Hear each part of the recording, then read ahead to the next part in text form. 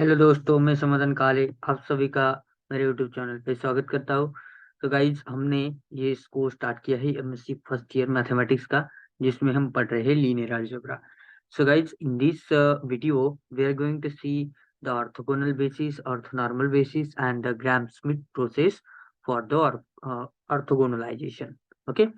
सो guys, अगर आप मेरे चैनल पर नए हो और आपने अभी तक मेरे चैनल को सब्सक्राइब नहीं किया है, सो प्लीज गाइज मेरे चैनल को सब्सक्राइब कीजिएगा और बेल आइकन को प्रेस कीजिएगा ताकि आपको आने वाले लेटेस्ट अपडेट मिलते रहेंगे। Okay. So let us start the video guys. So today's first definition, आज की फर्स्ट डेफिनेशन है ऑर्थोगोनल orthogonal vector की। Okay, the vectors u and v, there are two vectors, this u and v are defined orthogonal or said to be orthogonal if their inner product is zero. Okay, if their inner product is zero, in other words, if the cosine of the angle between them is zero. Okay, so you can find these orthogonal vectors in two ways. You have to find the inner product of these two vectors. If that inner product is zero, you can say the vectors are orthogonal। और second one, आपको क्या करना है, cosine angle find करना है। Cosine angle find करेंगे, अगर वो कोसाइन एंगल जीरो आ गया तो आप बोलोगे that vectors are orthogonal vectors. Okay. Next definition guys, a basis u1 u2 un, so this is the basis for a finite dimensional vector space v with an inner product is called orthonormal basis। Okay, is called orthonormal basis if this norm of all ui is equal to 1 guys। Okay, so we have a basis, हमें क्या दिया गया है, basis u1 to un is the basis for vector space v and with an inner product, इसको कुछ ना कुछ तो इनर प्रोडक्ट होगा guys.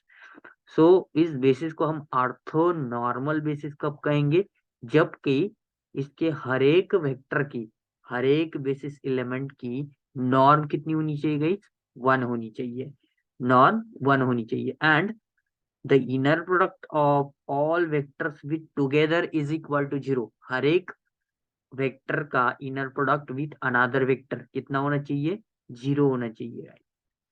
For this I is not equal to zero means what guys, if you take the inner product of vector u1 with itself, then it is nothing but the norm guys, yes, and that we have taken, and that is one. But if u1 and u2 are the vectors, and if you take the inner product of these two vectors, then that inner product should be equal to zero, वो zero आना चाहिए। So this is the orthonormal basis। Next is the lemma guys। So every orthonormal set of vectors is a linearly independent set। हर एक orthonormal set जो होता है vectors का, वो क्या होता है, लीनियरली इंडिपेंडेंट सेट होता है। ये हमें प्रूव करना है। सो देखो, late u1 u2 and dash dash uk be a orthonormal set। so this is the orthonormal set guys। and suppose, ऐसा हमने सपोज किया क्या, the linear combination lambda 1 u1 plus lambda 2 u2 plus lambda k uk is equal to 0 for all these lambda I belongs to the real numbers। Okay, so taking the inner product of both sides with u1, हमें क्या लेना है, ये जो linear combination दिया है इसका inner product लेना है, किसके साथ, u1 के साथ लेना है। Okay, and using the bilinear properties of the inner product we will get what we will get, let us see guys। that means you have to take the first element of inner product as this linear combination and second element as u guys। Okay, second element as u1, so this u1, so let us see, this is the inner product। Okay, lambda 1 u1 plus lambda 2 u2 plus lambda k uk, so this is first vector comma second vector is u1, that is equal to 0 with u1। Okay, inner product of 0 with u1, and that should be equal to 0 again guys। so now we have to apply the bilinearity properties on this inner product guys। Okay, so firstly what we will take, so these are the plus plus terms, so we will separate the inner product for this lambda 1 u1 with u1। lambda 1 u1 का inner product किससे आएगा, u1 से आएगा। कौन सी property guys, देखो अगर ऐसा है u plus v, okay, inner product u plus v with डब्ल्यू, अगर ऐसा है तो ये कैसे रिप्लेस होता है, that is equal to inner product u with डब्ल्यू, yes, inner product u with डब्ल्यू plus inner product v with डब्ल्यू, यस, v विथ डब्ल्यू। सो दिस प्रॉपर्टी का हमें यूज करना है, देखो प्लस प्लस साइन है, सबको सेपरेट होगा, that means inner product of lambda one you one comma u1 plus inner product with lambda to u2 and u1 plus inner product of lambda k uk with u1, and that is equal to this inner product 0 with u1 is 0, guys. Now you can take the scalar outside the inner product, that means this lambda 1 into u1 plus lambda 2 into inner product u2 u1 plus lambda k into inner product uk u1, and that is equal to 0, guys. So since u1 is orthonormal, u1 क्या है, it is a basis element and obviously it is a orthonormal vector, that means its norm is 1, and this implies, इससे क्या imply होगा, this inner product of ui with u1 is equal to 0, okay, inner product of ui with u1 is equal to 0, that means this inner product and middle inner products all are 0. Why? Because this u1 is orthonormal, okay, vector. So हमने अभी orthonormal vectors की definition पढ़ी है, उसमें क्या बताया गया है, दो वेक्टर्स का इनर प्रोडक्ट अगर 0 होगा, yes, and the vector one of vectors की नॉर्म 1 होगी, तो उस वेक्टर्स को क्या बोलते हैं हम, ऑर्थोनॉर्मल बोलते हैं। It is for two vector, but in general अगर n वेक्टर से, तो ये प्रॉपर्टी है, norm of ui is equal to 1 and inner product of ui with that particular vector is equal to 0, ऐसा आना चाहिए। ये सब 0 हो जाएंगे तो रिमेनिंग क्या रहेगा guys, lambda 1 into inner product of u1 तो इनर प्रोडक्ट u1 कितना होगा, 1 होगा, okay. So lambda 1 into 1 is equal to lambda 1 and that is equal to 0। So lambda 1 की वैल्यू यहाँ से क्या आई गई, 0 आ गई, ओके। सेम अब इनर प्रोडक्ट लेना है हमें, okay. Similarly taking the inner product with u2 u3 and uk, जैसे ये किया है वैसे ही फॉर u2 के लिए करना है, दैट मीन्स इनर प्रोडक्ट लेना है दिस लीनियर कॉम्बिनेशन का विथ u2 के साथ। तो अगर u2 के साथ लोगे तो आपको मिलेगा लैम्डा 2 की वैल्यू 0 मिलेगी, u3 के साथ लोगे तो लैम्डा 3 की वैल्यू 0 मिलेगी, uk के साथ लोगे तो लैम्डा k की वैल्यू 0 मिलेगी। That means guys, lambda 1, lambda 2, lambda 3 up to lambda k, all scalars values are 0। and हमें पता है अगर लीनियर कॉम्बिनेशन में सब स्केलर की वैल्यू अगर 0 रही, तो लीनियर कॉम्बिनेशन को क्या कहते हैं हम, सॉरी, लीनियर कॉम्बिनेशन जिस वेक्टर के साथ लिया जाता है उस वेक्टर्स को हम क्या कहते हैं, लीनियरली इंडिपेंडेंट वेक्टर्स कहते हैं गाइस। सो हमने किसके साथ लीनियर कॉम्बिनेशन लिया था, u1 u2 एंड uk का लीनियर कॉम्बिनेशन लिया था guys, that's why it is known as linearly independent, okay. So guys हमने ये शो कर दिया कि these vectors are linearly independent vectors, okay. So hence the lemma is proved guys. Now we will see the very interesting example guys. आपने ऐसे example SYBSC में भी पढ़े हैं, और अगर आपको चाहिए एग्जांपल्स तो आपके SYBSC की थोड़ी नोट्स पलटाइए, उसके पन्ने थोड़े पलटाइए, आपको अच्छे से एग्जांपल्स मिल जाएंगे। अगर नहीं है तो गूगल पर सर्च कर लीजिए, ओके। और ये मैंने दिया है इधर एक दो एग्जांपल, और बाकी के चाहिए तो आप उधर से ले सकते हो, ओके। तो एक्चुअली मैंने क्यों नहीं लिया, because in your syllabus the examples are not, आपके सिलेबस में कौन से एग्जांपल है, ग्राम स्मिथ प्रोसेस के ऊपर के एग्जांपल्स है, थोड़ा डिफरेंट व्यू से लेना है इधर, okay. So let us take the example guys. Let E1 is equal to vector, आपको E1 वेक्टर दिया गया है, E2 वेक्टर दिया गया है, वो कैसा वेक्टर है, किसका वेक्टर है, Rn के वेक्टर से, है ना। And these are the standard basis of Rn, so En vector is 0 0 0 1। so in Rn where the inner product is given by, इनका इनर प्रोडक्ट दिया गया है, inner product uv is equal to summation of alpha i beta है, for the vectors u is equal to alpha 1 alpha 2 alpha n and v is equal to beta 1 beta 2 beta n, the unit vectors form an orthonormal basis of Rn, जो भी unit vectors दिए गए हैं E1 E2 En, ये क्या करते हैं, orthonormal basis form करते हैं किसका, Rn का, with respect to the inner product given above, किसके साथ, ये इनर प्रोडक्ट दिया गया है इसके साथ।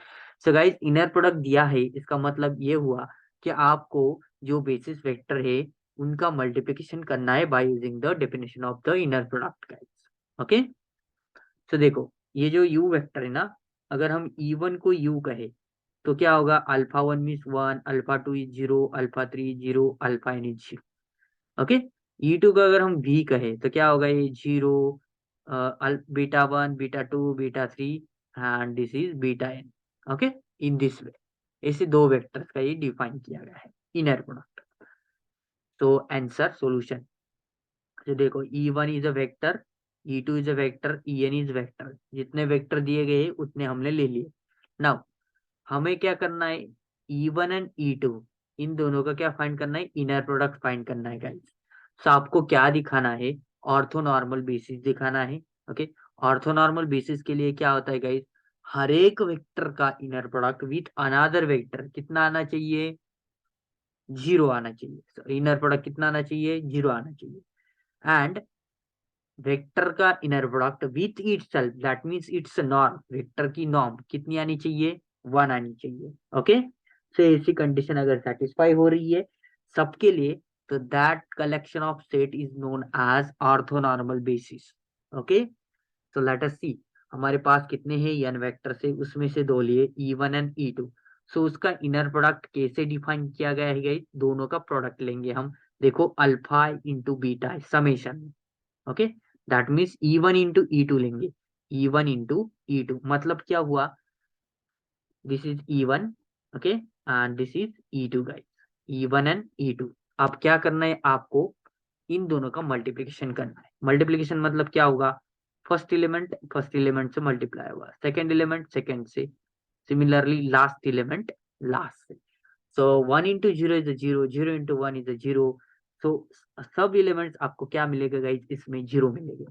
That means inner product E1 and E2 क्या हो गया, 0 हो गया।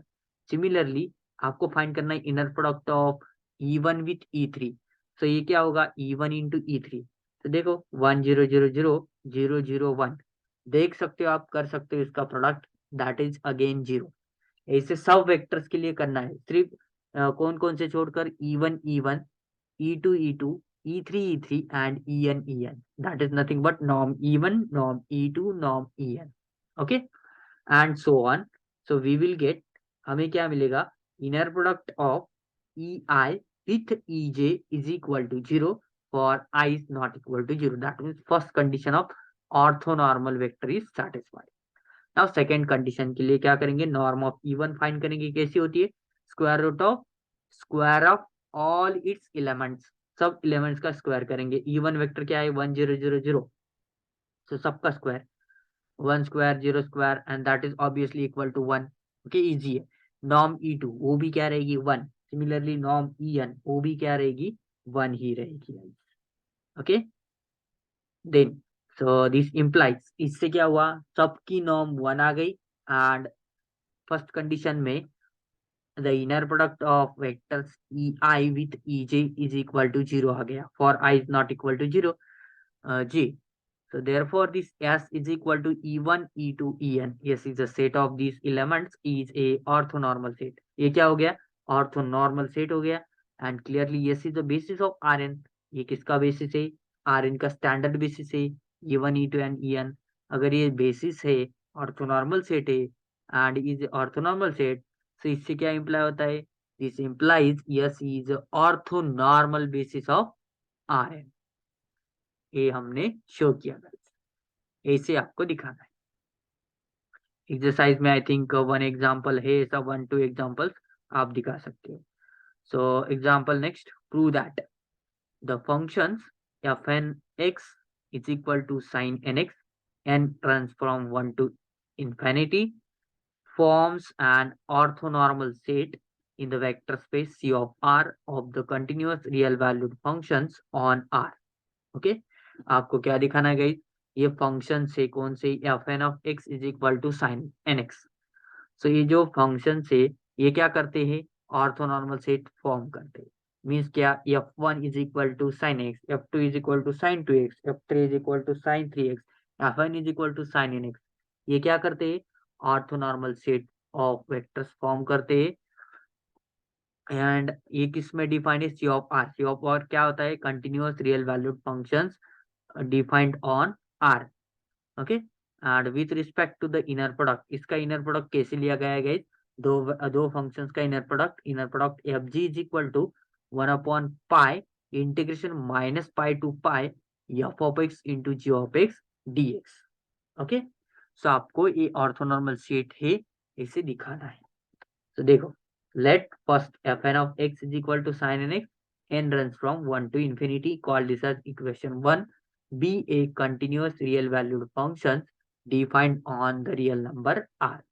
Okay, and the inner product is defined by, inner product कैसे define किया गया है, f g is equal to 1/pi integration minus pi to pi f of x into g of x dx. Okay, so now let हम अब consider करेंगे, आपको क्या दिखाना है, आपको क्या दिखाना है, ऑर्थोनॉर्मल सेट दिखाना है। ऑर्थोनॉर्मल का मतलब क्या हुआ, inner product with some vectors is equal to 0 and the norm of some one vector is equal to 1। तो देखो आप कैसे प्रूव करेंगे, let f and g belongs to the C of R, then the statement that the functions fn forms an orthonormal set is equivalent to, ये क्या कर रहा है, ऑर्थोनॉर्मल सेट फॉर्म कर रहा है। इसका मतलब क्या हुआ, it is equivalent to prove the formula. कौन सा formula, inner product of f and g is equal to 1/पाई integration minus pi to pi sine n x into sine m x into d x is equal to क्या होना चाहिए, 1 and 0। 1 कब होगा, जब n is equal to m होगा, and 0 कब होगा, जब n is not equal to m होगा। सो देखो गाइस, इसका मतलब क्या हुआ, sine n x into sine m x, ये कितने फंक्शन से, दो फंक्शन से, यफ एंड जी। अगर हमने यफ को u कह दिया और g को v कह दिया, तो ये क्या हो गया, u इंटू वी हो गया। Okay, u into v into d x. Yes, so देखो अब इनर प्रोडक्ट, नॉर्म का मतलब क्या होता है, norm inner product of vector u with itself, that is nothing but your norm guys. Okay, so n is equal to m का मतलब क्या हुआ, sine n x into sine n x, that means the inner product of function f with itself. तो वो कितना आना चाहिए, 1 आना चाहिए। दैट मीन्स क्या हो गया, नॉर्म हो गई गाइस। एंड ये सेकेंड वाला जो जीरो है ना, तो जीरो ऑल्स के लिए n is not equal to m, जैसा हम i is not equal to j लेते थे ना, वैसे ही n is not equal to m। ऐसे फंक्शंस होंगे ना, f1 f2 f3 fn g1 g2 g3 gn। So product कौन सा होगा, f1 g1, then f2 g2, f3 g3, fn gn। ऐसे ही फंक्शंस का प्रोडक्ट क्या होगा, 1 होगा। बाकी के जो फंक्शंस रिमेनिंग है, उसका इनर प्रोडक्ट विथ अनादर कितना होना चाहिए, 0 होना चाहिए। तो हमें ये फॉर्मूला प्रूव करना है सिर्फ, बस। अगर ये प्रूव कर दिया तो हमारा एग्जाम्पल सॉल्व हो गया। तो फर्स्टली हम क्या प्रूव करेंगे, for n is equal to m के लिए प्रूव करेंगे। Okay, for n is equal to m we have, अब इनर प्रोडक्ट में एन की वैल्यू एम डाल देंगे, सिर्फ सॉरी एम की वैल्यू एन डालेंगे। तो inner product f g is equal to 1/पाई integration minus pi to pi sine n x and into sine n x, means sine n x bracket square बरोबर into d x, then 1/पाई integration minus pi to pi. अब देखो sine square x का formula क्या होता है guys, sine square x, what is sine square x, that is और sine theta. उसका फॉर्मूला कैसे लिख सकते हैं, इसको कैसे लिख सकते हैं, 1 minus cos 2 n x upon 2। ओके, 1 minus cos 2 n x upon 2, ऐसा लिख सकते हैं। That means 1 minus cos 2 theta. Okay, 1 minus cos of 2 theta upon 2, ऐसा लिख सकते हैं। किसको, साइन स्क्वायर एक्स को। यस, तो इधर आप ये कर दीजिए, sine square theta is equal to 1 minus cos theta, cos 2 theta upon 2। सो ये फॉर्मूला है, अकॉर्डिंग टू दैट फॉर्मूला मैंने ऐसा लिख लिया। देन नेक्स्ट वन इज, ये जो 2 है इंटीग्रेशन के बाहर आ जाएगा 1/2, so 1/2 pi integration minus pi to pi, ये एज इट इज रहेगा 1 minus cos 2nx into dx। अब इंटीग्रेशन सेपरेट करो 1 के लिए एंड कॉस 2nx के लिए, सो 1/पाई integration minus pi to pi 1 dx minus integration sorry minus 1/2 pi, ये मल्टीप्लाई होगा integration minus pi to pi cos of 2nx into dx। Okay, then next step में क्या करना है, आपको इंटीग्रेशन लेना है। Yes, so this is 1/2 pi as it is रहेगा। 1 का इंटीग्रेशन कितना आता है गाइस, x आता है। Upper limit lower limit apply करेंगे, minus 1/2 pi again cos 2nx का इंटीग्रेशन। cos x का इंटीग्रेशन क्या होता है, sin x होता है।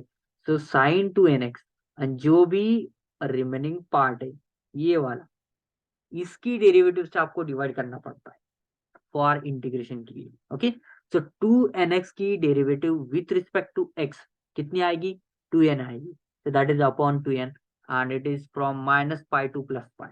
Okay, so upper limit and lower limit apply कर दो 1/2 पाई, तो x की वैल्यू फर्स्ट पाई डालेंगे, पाई माइनस माइनस पाई।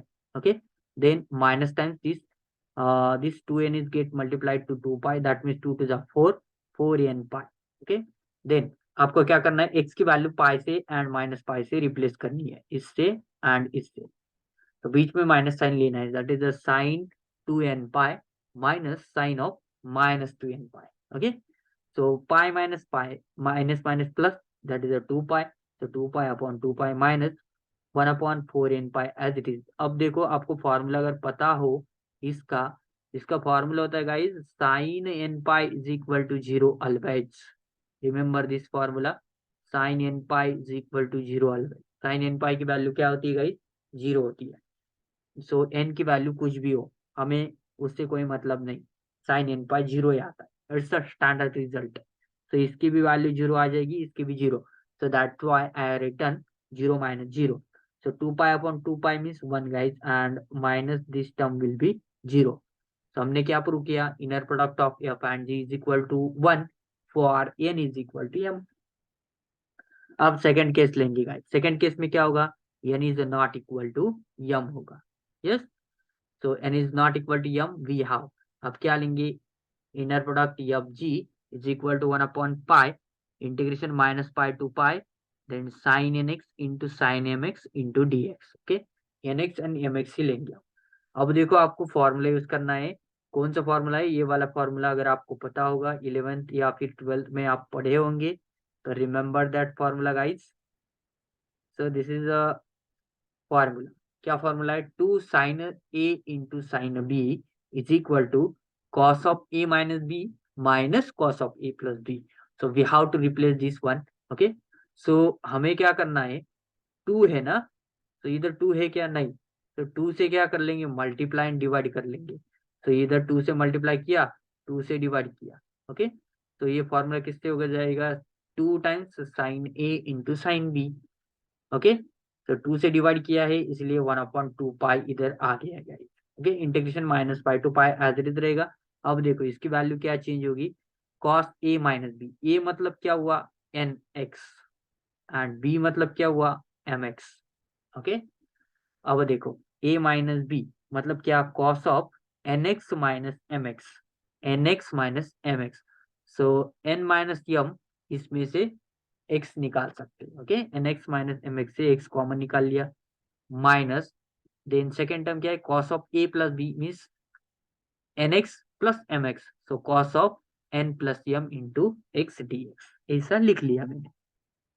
अब क्या है, इजी है, इंटीग्रेशन सेपरेट करो और सॉल्व करो।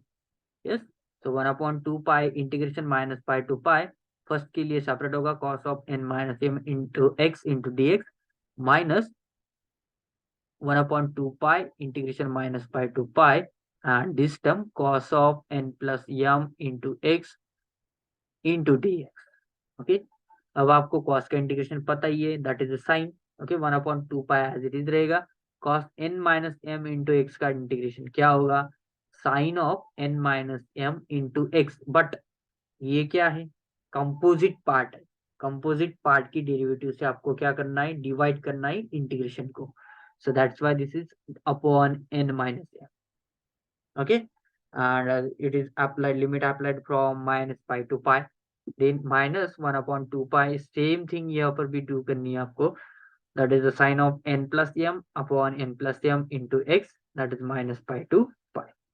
अब lower limit upper limit apply करो गाइस, ये जीरो आने वाला है 1 upon 2 pi sine of n minus m, अपर लिमिट पहले अप्लाई करेंगे pi upon n minus m minus, and this minus, ये भी माइनस होगा ना लास्ट में, sine of minus theta is equal to minus sine theta, that's why I have taking इस, इधर क्या होगा माइनस होगा ना, तो ये वाला माइनस एंड इधर का माइनस, इधर भी माइनस होता है ना, so that's why minus minus plus आ जाएगा, इसलिए मैंने इधर प्लस लिखा है, sin of n minus m into pi upon n minus m. Okay, then this minus side as it is 1 upon 2 pi as it is, अब ये वाली टर्म चल रही है हमारी. Okay, then sin of n plus m, अपर limit है pi upon n plus m plus, next क्या है sin of n plus m into pi. Okay, into pi, but इधर क्या लिया है प्लस लिया है, क्यों प्लस लिया है, ये वाला माइनस है, sine of minus theta is minus sine theta, minus minus get plus, that's why I have written is plus sin of n plus m into pi upon n plus m again. So that is equal to ये 1 upon 2 pi as it is रहेगा, ये same term से. okay, that's why 2 into sin of n minus m upon n minus m into pi. okay, minus 1 upon 2 पाई, ये भी term same है, देखो ये दोनों टर्म सेम है, 1 प्लस 1 इक्वल टू 2 होता है, that is the 2 times sign of n plus m into pi upon n plus m. सो इधर से n माइनस m कॉमन निकाल लिया अपॉन 2 पाई, रिमेनिंग क्या रहा sine of n minus m into pi, इधर से n प्लस m इधर निकाल लिया, ये 2 कैंसिल हो जाएगा. Yes, so 1 upon n plus m into pi sine of n plus m into पाई. अब देखो हमें क्या पता है साइन n पाई की वैल्यू जीरो होती है, ये जीरो हो जाएगी, ये स्क्वायर वाला भी जीरो हो जाएगा, तो क्या रिमेनिंग रहेगा आपके पास 1 upon n minus m into pi into zero minus 1 upon n plus m into pi into zero. Yes, तो zero minus zero is zero, तो इनर प्रोडक्ट क्या आ गया जीरो, एफ एंड जी का इनर प्रोडक्ट जीरो, फॉर किसके लिए n is not equal to m. So this is the thing guys, and this implies the functions defined by equation number 1 forms an orthonormal state in the vector space C of R. ये हमने prove किया. I hope guys all of you understood the example. So next theorem guys, theorem is a Gram-Schmidt orthogonalization process. Okay, so हमें क्या देखना है अब, Gram-Schmidt orthogonalization process. So let V be a finite dimensional vector space with an inner product UV. V क्या है, finite dimensional vector space है, उसका inner product क्या है U and V, and let this set W1 W2 Wn be a basis. ये क्या है basis है. Suppose this set U1 U2 to UR is an orthonormal basis. U1 to UR कौन सा सेट है, orthonormal basis है, and W1 W2 Wn is a basis for the subspace S of W1 W2 WR. Okay, and then define, ऐसा define किया है, UR plus 1 is equal to W upon norm of W, where इस W की जो value है ये है. okay, that is WR plus 1 minus summation of irons from 1 to R, inner product of WR plus 1 with UI into UI, then this U1 U2 up to UR plus 1 is an orthonormal basis for the subspace S of W1 W2 WR.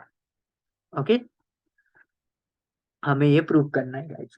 Theorem is very easy, it is extended part, next elements आपको find करते जाने, so that is the thing. So first proof, let capital V be a finite dimensional vector space with an inner product UV. V क्या है, finite dimensional vector space है, उसका inner product कितना है U and V. So we will prove the three statements here.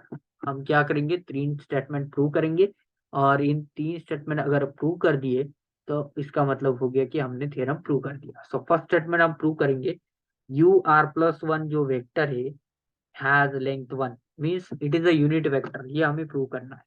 Second statement जो है inner product of u r plus one with u i is equal to क्या होना चाहिए, 0 होना चाहिए for i run from 1 to r.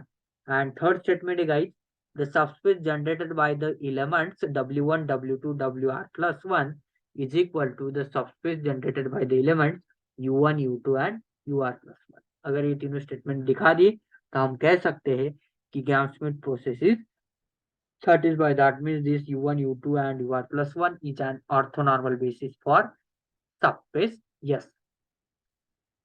So since this u1 u2 and ur plus 1 is an orthonormal basis, ये क्या है, orthonormal basis है. तो इसका मतलब क्या हो गया, अगर ऑर्थोनॉर्मल है और बेसिस है, बेसिस का मतलब क्या होगा, उसमें जो भी एलिमेंट्स होंगे वो क्या होंगे, लीनियरली इंडिपेंडेंट होंगे. So this implies u1 u2 up to ur plus 1 is linearly independent set. ये कौन सा सेट हो गया, लीनियरली इंडिपेंडेंट हो गया. एंड सिंस हमें क्या दिया गया है, S of u1 u2 ur is equal to S of w1 w2 wr.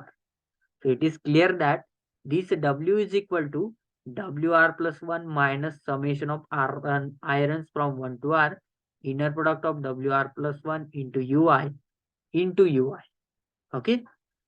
So ये clearly कहाँ से आता है, because these two subspaces are equal and that's why we can show this w is this one. So it is a different from 0. Means क्या है, it is a different from 0. ये जो w है ना, it is not equal to 0. 0 नहीं है. क्यों? Because these two are the subspaces and that are equal.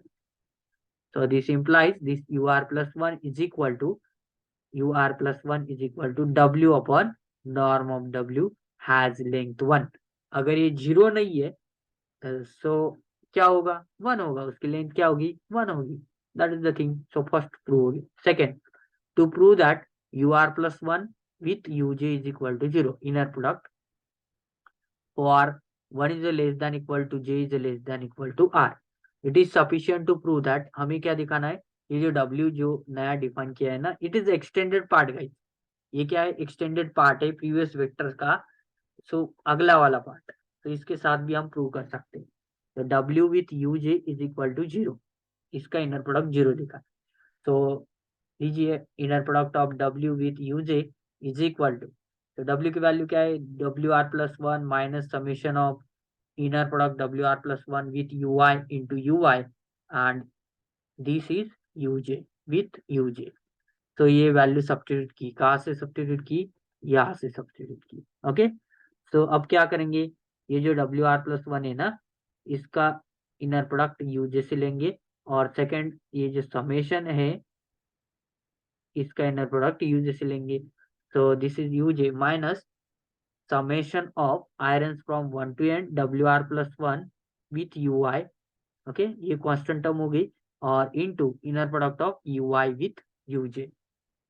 So this is the thing. Then inner product of wr plus 1 with uj minus, okay, minus inner product of wr plus 1 with uj. ये जो है ना, ये दोनों term, इसका मतलब ये हुआ guys, this is the inner product of wr plus 1 with uj.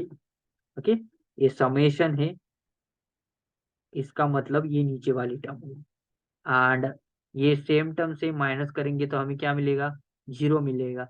So finally it is clear that this ur plus 1 किस में बिलोंग हो रहा है, s of w1 w2 wr plus 1 and that wr plus 1 is belongs to, किस में belong होगा, ये s of u1 u2 up to ur plus 1. सो ये ur plus 1 किस में जा रहा है, s में, एंड wr plus 1 भी s में जा रहा है, लेकिन ur plus 1 s of w में जा रहा है and wr plus 1 s of u में जा रहा है. So since these two are equal, so by assumption we have s of u1 u2 up to ur plus 1 is equal to s of w1 w2 up to wr plus 1 and hence the theorem. Theorem is very easy guys. Yeah, it should be asked. It's an important theorem, पूछा जा सकता है. Then corollary. What is the corollary guys? Every finite dimensional vector space V with an inner product has orthonormal basis. अगर कोई भी finite dimensional vector space है with an inner product, उसको क्या होता है, ऑर्थोनॉर्मल बेसिस होता है। ये ग्राम स्मिथ प्रोसेस से ही पता चलता है। तो let v1 v2 and vn be a basis for v, अगर कोई भी बेसिस है v1 v2 and vn, so the gram Schmidt process shows that by mathematical induction, that means step by step, first step, then second step, third step, fourth step, and so on, each subspace s of v1 v2 vr, where this r is less than equal to n of vector space v has orthonormal basis। हर एक subspace को क्या होता है, orthonormal basis होता है। That means in general this s of v1 v2 vr is equal to the v, that means the vector space v is generated by the subspace of v1 v2 vr has a basis, and वो basis क्या होता है, orthonormal basis होता है। hence the proof। next example guys, it's a theoretical example, then numerical example है इसके ऊपर। okay, suppose that this L is a line through the origin in R2। okay, L क्या है, लाइन है। देखो ये ड्रॉ की ये लाइन, ये वाली line, it is a line through the origin in R2 में है। And let u1 be a unit vector, देखो इधर यूनिट वेक्टर लिया है ये वाला, दिस इज u1 यहाँ से यहाँ तक, so it is a unit vector as shown in figure। let v be a vector not on L, ये जो v वेक्टर है ना ऊपर का, ये वाला, ये L पर है क्या, नहीं, it is not on L। the first step of Gram-Schmidt process gives a vector। first step कौन सा वेक्टर देगी, that is w। so w is equal to wr plus 1 means क्या हुआ, this is a v। okay, v minus inner product of v with u1 into u1। so this is the thing guys। तो ये देखो किधर गया, ये वाला, this w is equal to wr plus 1 minus summation of inner product of wr plus 1 with ui into ui। लेकिन हम इधर एक ही वेक्टर के लिए ले रहे हैं, इसलिए ऐसा आ गया। Okay, by using that, so such that this w inner product of w with u1 is equal to 0। inner product of w with u1 is equal to 0, that means these w and u1 are the orthogonal vectors। so looked upon the geometrically, this construction resolves the vector v into components along the L and along the line perpendicular to n as shown in figure। देखो अब क्या होगा, ये जो u1 vector है ये आज रहेगा, ये जो w वेक्टर है इधर आ जाएगा। देखो w vector, yes, and this is u1, ये यूनिट वेक्टर था, यहाँ तक ही था। अब देखो inner product of v with u1 ये कहाँ तक एक्सटेंड हो गया, इधर। अगर हम ऐसा परपेंडिकुलर ड्रॉ करेंगे है ना फ्रॉम v से, तो ये मीट हो जाएगा। so this is the geometrical view of the construction। so therefore v is equal to inner product of v with u1 into u1 plus w, and this inner product of v with u1 into u1 plus the what is the value of w, w की value अभी हमने calculate की है, v minus inner product of v with u1 into u1, and the perpendicular distance from the terminal point of v means what, from here, okay, terminal point of v to the line L, यहाँ से यहाँ तक का जो perpendicular distance है, वो distance मतलब क्या होता है, it is a simply the length of the projection w। That means इसकी लेंथ, ये जो वेक्टर ना w, ये भी w ही होगा ना सेम।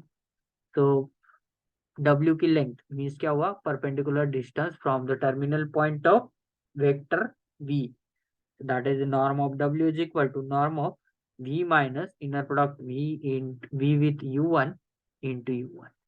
तो इसके ऊपर ही एग्जाम्पल है। ओके, तो इससे अच्छे से पता चलेगा। So find the perpendicular distance from the point 1 to 5, ये पॉइंट है 1 to 5, इससे परपेंडिकुलर डिस्टेंस फ्रॉम करना है। मीन्स क्या हो गया, ये टॉप पॉइंट हो गया किसका, v का, to the line passing through the points. तो लाइन कौन कौन से पॉइंट में से पास हो रही है, 1 1 and -2 0। Okay, so answer, a unit vector on the line is given by, line पर जो यूनिट वेक्टर है वो गिवन दिया गया है कैसे, u1, उसको हम कहते हैं u1 is equal to u upon norm u, where u की वैल्यू क्या होगी, that is the line, line कौन से पॉइंट्स में से पास हो रही है, 1 1 एंड -2 0। तो -2 0 -1 1 that is nothing but -3 and -1, इस पॉइंट से लाइन पास हो रही है, that is u, unit vector u।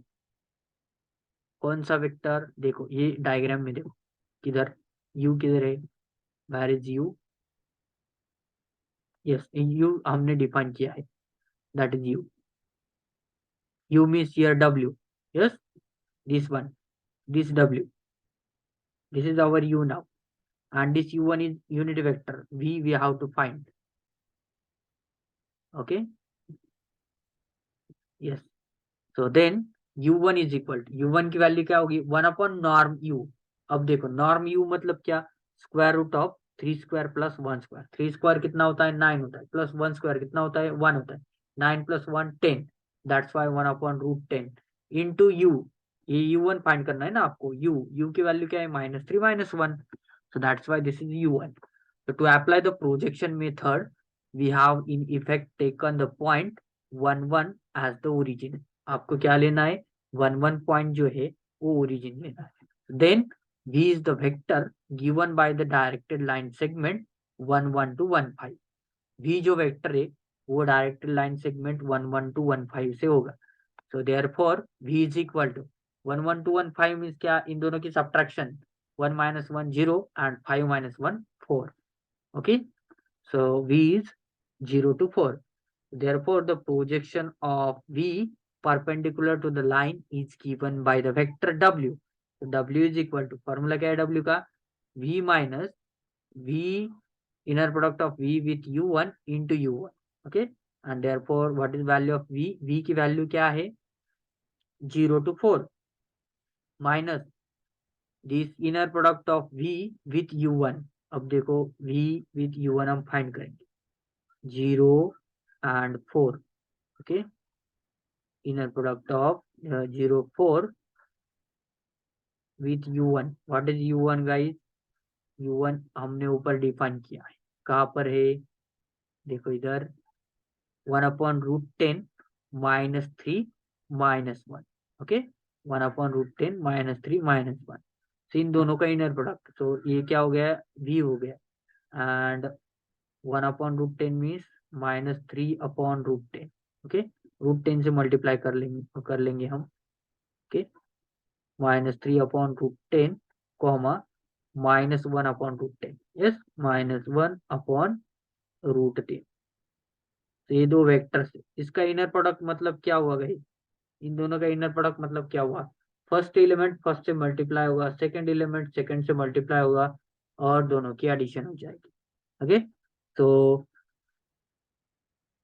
u1 v with u1, so 0 into -3/10 कितना हो गया 0, एंड दिस 4 into -1/√10 कितना हो गया -4 upon root 10, so this is -4 upon root 10, ये minus sign as it is, into u1 डालना है ना आपको, ये स्क्वायर ब्रैकेट में u1 वेक्टर है, yes, this is the value, then 0 4, ये माइनस माइनस प्लस हो जाएगा, 4 अपॉन ये √10 एंड √10, √10 इंटू √10 कितना हो गया √100, and this is -3 -1, then inner product of 0 4 plus this 2 upon 5 means कैसे आ गया, √10 मीन्स क्या आ गया 10, है ना, स्क्वायर रूट ऑफ 100 मीन्स क्या हो गया 10, तो 4 upon 10 means 2/5 and -3 -1, okay, then 0 4 as it is plus 2/5 -3 -1, अब क्या करेंगे आप, 0 plus this one, okay, 0 plus this one means 3 to the 6, 0 minus 6 upon 5, okay, ये फर्स्ट एलिमेंट होगा, एंड सेकेंड एलिमेंट क्या होगा 4 -2 upon 5, yes -2 upon 5, so -6 upon 5 ही रहेगा, तो ये 4 माइनस 2/5 कितना हो गया, 5 4 जा 20, 20 माइनस 2 18, तो 18/5। ये क्या आ गया आपका W। आपको क्या फाइंड करना है, परपेंडिकुलर डिस्टेंस फाइंड करना है। सो पिछले थ्योरेटिकल एग्जांपल में आपने क्या देखा, परपेंडिकुलर डिस्टेंस मतलब क्या होता है, W की नॉर्म होती है। तो इसकी नॉर्म फाइंड करेंगे, ये 1/5 निकाल लीजिए बाहर। स्क्वायर रूट में क्या आएगा, -6 का स्क्वायर आएगा प्लस 18 का स्क्वायर आएगा।